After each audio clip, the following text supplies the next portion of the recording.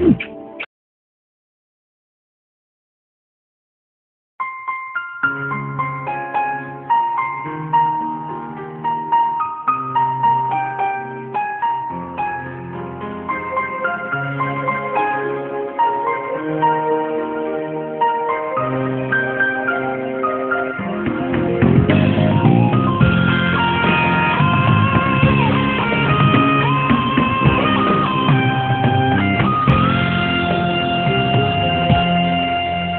mắt yêu thương ta trao phút giây ban đầu, cảm giác yêu nhau cho ta luôn nghĩ đến nhau.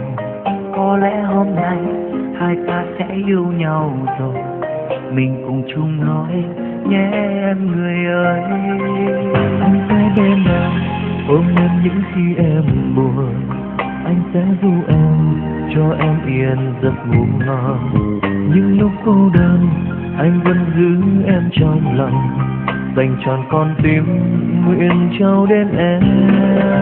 Khi em bước đến bao nhiêu mộng tình trong anh biến tan, em như ánh sáng soi cho đường tình anh không sai lối.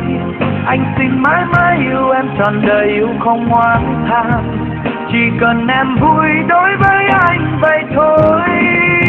Đôi khi những lúc vu vơ giận hờn xin em bỏ qua, mong em hãy nhớ anh yêu thật lòng và không gian dối.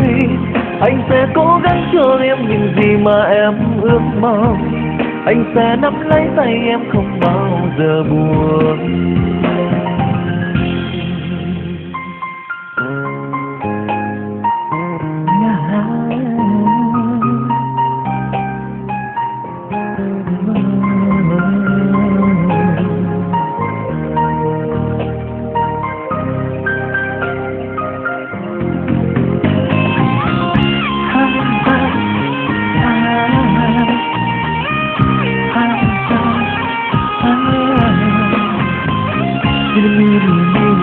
Anh chẳng phút giây khi em và bên em.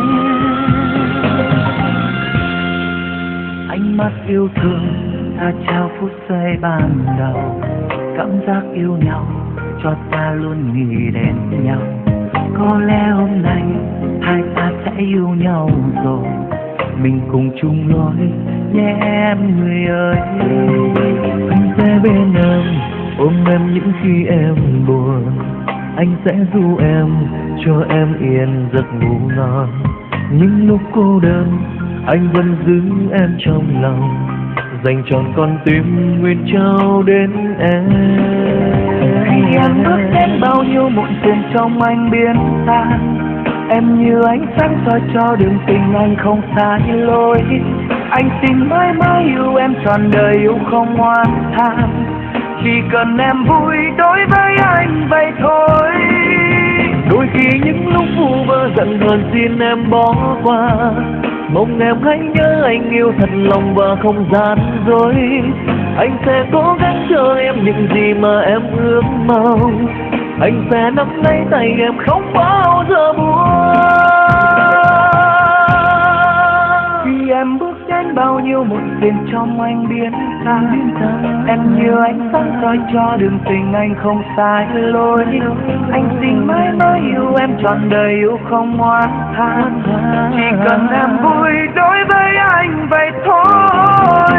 Đôi khi những lúc vu vơ giận hờn xin em bỏ qua, mong em hãy nhớ anh yêu thật lòng và không gian dối. Anh sẽ cố gắng cho em những gì mà em ước mong, anh sẽ nắm lấy tay em không bao giờ buồn.